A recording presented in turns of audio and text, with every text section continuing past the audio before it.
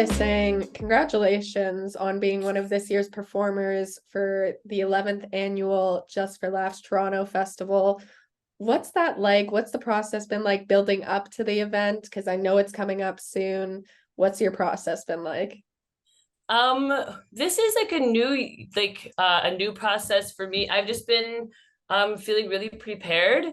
I'm just really excited. Last year I feel like I didn't take my festival experience as seriously as I should have. I felt it was more just like, wow, my gosh, like I'm here, networking, fun, comedy bars open till 4. Like I was really kind of a dork that way. But this year is like it's going in and taking advantage of all like the panels I'm excited for and the shows and yeah, meeting people, having meetings. Like it's taking it seriously. It sounds so funny, but taking comedy seriously. So I'm really excited for it. It's been a grind to get there. Like I just feel lucky that this is my second time back at JFL Toronto, and I feel at home there at this fest, and I feel at home in Toronto, and I'm really looking forward to it. I'm excited to be hosting Joke Signals with my friends. Actually, I haven't met Clifton yet. I don't think I met Savannah in real life yet either, but I follow both of them on social media. And Chad Anderson is one of my good buddies, and so I'm looking forward to that show and new faces too. I think having done new faces in Montreal now, I'm able to I'm able to calm down about it, like it's still a big deal, big show, very much so, but because I feel like I've conquered that battle, that internal battle, I should say, it feels a lot more doable and approachable as a show, if that makes sense. And I'm really excited to see my fellow new faces.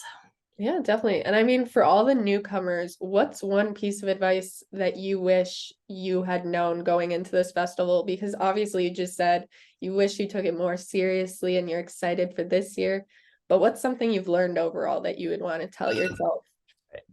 Something that I've learned overall, like for comedy or at festivals. We can do one of both. Okay. So yeah, if I was to give advice to a comic who's brand new to any of the Just for Laughs or any comedy festival for that matter, yeah, I suggest to take it seriously. Treat comedy like a job. Like if you're applying for festivals or submitting for festivals, then it's something that obviously means a lot to you. So treat it like it means something to you. I know it's easy to get caught up in the party life of comedy because we perform at bars all the time. But it's also that can make things difficult for you in your career. And it's you wouldn't go to a 9 to 5 hammered out of your gourd, right? So you got to think of it as a job. And then I think general for just a brand new comic, um, I think just, you have to hold on to your bravery. I think you should thank all of your friends and family who come to your shows repeatedly when you first start, because that's going to die out within a few shows. But at that point, you should hopefully have a couple, new friends in the comedy world. Listen to the people who've been doing it longer than you. And don't I guess, get super defensive. Sometimes comics are a little uncouth in how they tell you you're delusional, but every new comic is delusional and thinks that they're God's gift to comedy. And so listen to the people who seem to genuinely care about you in your career when they're telling you that you shouldn't go on tour because you don't have 20 minutes, you have 5. That's personal experience. Thank you, David Kopp. But yeah, so I think those would be my advices. Mhm. Yeah, I mean, definitely. But there's so many different types of comedy. I'm wondering if you could describe your overall feeling or comedy level in 3 words, what would they be?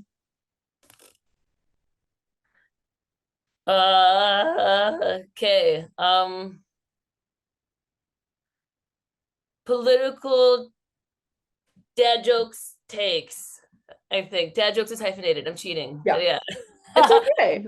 We're gonna pretend we didn't see the hype in there. Okay. Yeah. But Yes. I do have to look at this next one. You won Best Actress at the 2021 American Indian Film Festival for your role in Run Woman Run. What are Hmm. you hope? Because that's a pretty big accomplishment. Yes. What are you hoping is your next big accomplishment of your career if you're manifesting things? Okay, I'm totally manifesting a comedy Juno. I would just love to be like, I just first of all to win one, to bring it home to Saskatchewan, I think would be Mhm. fun. To be the first Indig Juno comedy winner, I think would be tight. I'm also manifesting, down the road some CSAs. I think some Canada Screen Awards would be super sick too. Those are what I'm putting out. And thank you for asking, because now I've got it out of my face and it's It's out into the out into universe. the world, and you're gonna come back to this interview, and it's gonna happen. We'll see what happens. Yeah, when I get it someday, that'd be so cool. Well, yeah, You feel like that was the moment that it happened. that was the moment. Thank you so much. Yeah, I will take like 20% of your thank you speech. absolutely. Yeah, yeah. But you're also keeping busy. I know you do acting as well on Shelved and Run the Burbs. How do you differentiate the comedy world versus the acting world? And how do you choose your roles? Is it the script or your fellow actors? Could you talk more about that? Yeah, so I differentiate. It's easy for me to differentiate acting from comedy, like because I'm trained as an actor. I was the first native student actually at the Globe Theatre Conservatory in 2012 in Regina. And so through them I learned, that was my theater school training, and then I did lots of theater in my 20s. And I do miss the theater world. So I had a lot of that background prior to doing stand up. And stand up is, I mean, it's just a different beast altogether. You're essentially writing your own theater. You're doing your monologue, you're doing your acting, you're doing your own directing. And so it's a larger project, larger scale. Theater, you're reading someone else's words, and a director's telling you, guiding you how to say them. And so it's easy to differentiate the two, but it's fun to have, like, now that I have more comedy experience under my belt, I'm able to, pull some, like, what I've learned with timing, with delivery, and utilize that in some characters, my comedy stuff in characters, and choosing scripts. Like, there's a lot of stuff being shot, and some stuff I don't even know that's being shot. And so when an audition comes in, you scout it out, or scout out the people who are involved. And yeah, like, if the script is like, it looks funny, or like the character is funny, then I'm, yeah, like dove in, like ready to go. Just please hire me. This sounds amazing.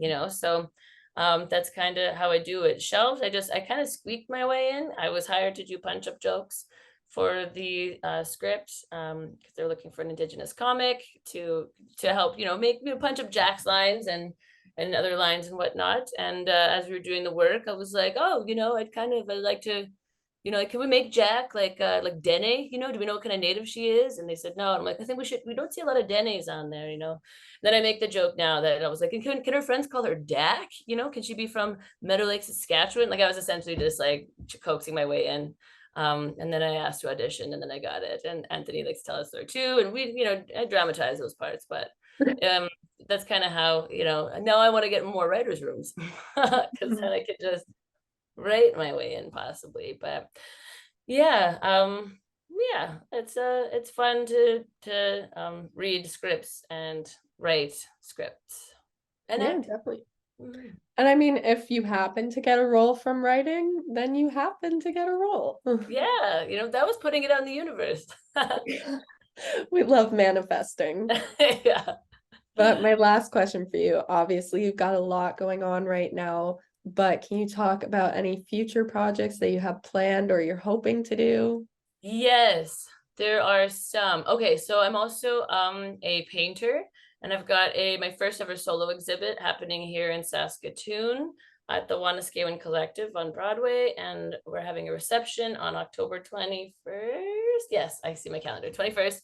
It's from 10:30 to 5:30. And then in November 18th, I'm recording my second album, Trailer Treasure, here in Saskatoon.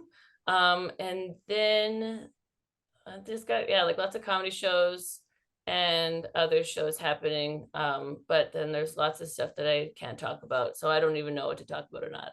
NDAs, man, they'll get you so good. Yeah, that's true. We don't want you to get in trouble. No, I don't want to start my career, like, I feel like I'm on a really strong trajectory, and, like, well, it would kind of be funny to be sued right off the top. I also just don't have the capacity for that right now. Fair enough. I mean, I don't blame you, Yeah. but Yeah. congratulations on everything again, and thank you so much for your time. Yeah, thank you so much for having me.